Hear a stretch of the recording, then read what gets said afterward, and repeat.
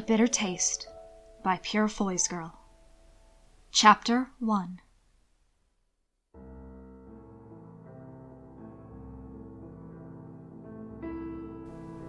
It got so boring after a while living forever. He hadn't bargained on that when he'd made the deal he'd made so long ago. Save them all, take me instead. Save them all, Will thought, seeing them in his mind's eye, ghostly shadows of a life lived so long ago. It was like an illusion. His weeping mother, his sister trembling in her nightgown, eyes round, wide as a doe's. What else should I have done? "Pardon?" the woman next to him said, a pleasant smile etched on her face in stitches and tucks, tightened with silicone until she was a grotesque doll of good cheer. Will wondered what she looked like when she cried, how that fixed smile would break into brittle edges, or maybe not at all. There was a strange poetry in the idea of her still smiling, even as she faced death. "I wasn't talking to you," he murmured, turning his head away. He tried not to be too taciturn, but it wasn't in his nature to be polite. Still, he was hungry, getting hungrier, and he'd come here to eat after all. That these socialites and snobs were relentlessly entertaining in their gross capacity for preening was just the proverbial cherry on top. That was what brought him to this gala event, after all, newly returned from the South with a lean belly and lean funds. Always returning to the place of his birth. His second birth, rather. Here to rub elbows with those who had too much, to take what they had, all of it, and try once more to fill the ever-widening chasm where his soul had been. "You seem familiar, young man. Have we met before?" she asked, pressing more than just her question on him. He smiled at her, turning on a charm that looked effortless but was actually just a mask at this point. Once upon a time he'd been a young man, master of a stately house, invited to every fashionable event so that hopeful mammas could parade their plain-faced daughters before him. It wasn't too terribly difficult to pretend that he was that young man again, to put that mask on and hide his impatience and the boredom that plagued him, if only for the chance to make the kill.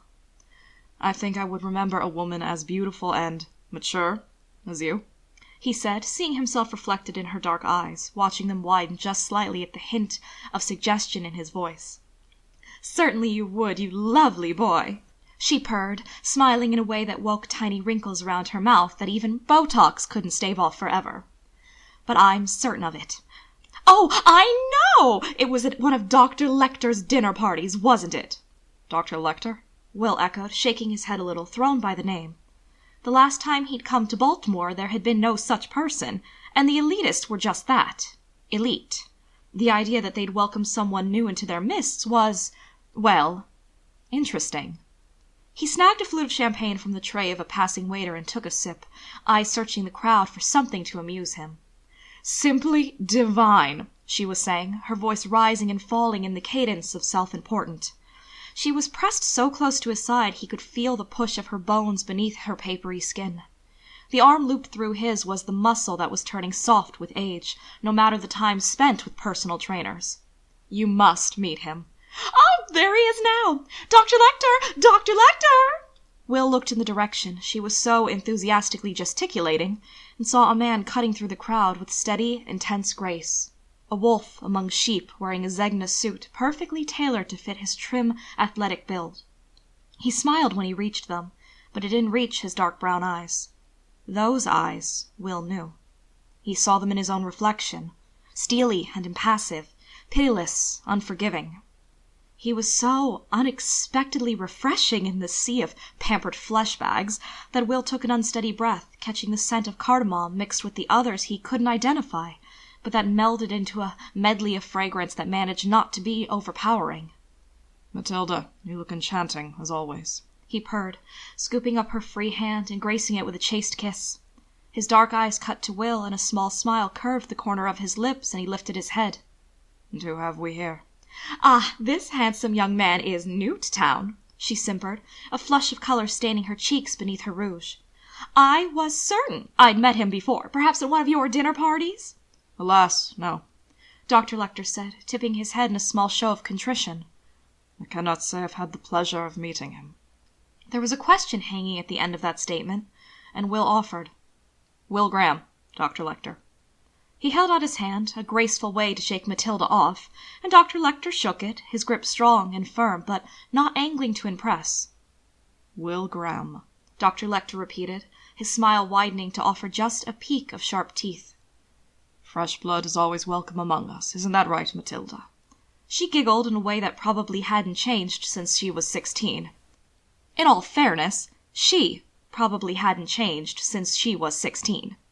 It was the body that betrayed you in the end, aging and falling apart around you while you stayed the same inside, wretched and bereft to see yourself fading. Except for Will Graham, whose wretched aging decayed him from the inside out. Will? He wet his lips, reining his thoughts back in, and said, Excuse me, I'm a little, jet-lagged. Well, that is understandable, Dr. Lecter said, clasping his shoulder with indifferent warmth, a gesture reserved for strangers, a false intimacy. It so happens I'll be hosting a party weekend next, should you be interested.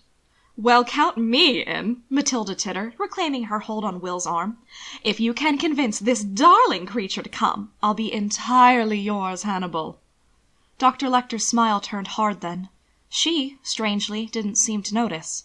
But then, people so rarely saw things they didn't want to see, even when those things were baring their rending fangs to gnaw the life right out of them. Well, I suppose that is certainly incentive for me to try, he said, cocking his head slightly and meeting Will's gaze directly. It was strange. He couldn't see himself reflected in those dark eyes. Will you collude with me, Will, and help me win Matilda's eternal regard? He smiled. He couldn't help it, and the surprise of that made his smile genuine. With a faint air of bewildered amusement, he said, Of course, Dr. Lecter. Hannibal. The stoic, sculpted planes of his face transforming with a genuine smile of his own. My friends call me Hannibal, Will. Will's brows rose over his dark eyes, calculated innocence accidentally authentic. Are we friends, Hannibal? Not yet, he said, his lids lowering to half-mast, sudden calculation and interest in the dark depths of his eyes. But we will be.